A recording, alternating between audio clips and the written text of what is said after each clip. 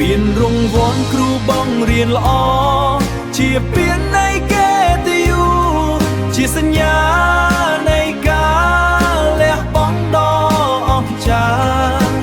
ទឹកចិត្តស្មោះស្ម័គ្រមិនចេះសុំអ្វីត្រឡប់គឺជាគុណធម៌ដ៏ខ្ពស់បំផុត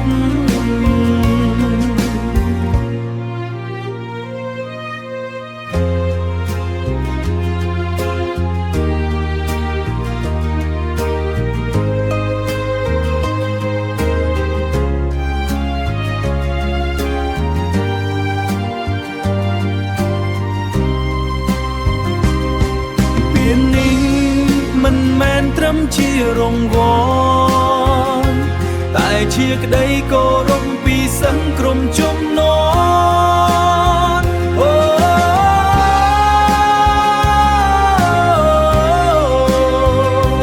តែជាក្តីគោរពពីសិស្សក្រុមជំនាន់គ្រូជាអ្នកបង្កើតអនាគតពិភពលោកពន្លឺដឹកនាំយើងទៅមុខជានិច្ច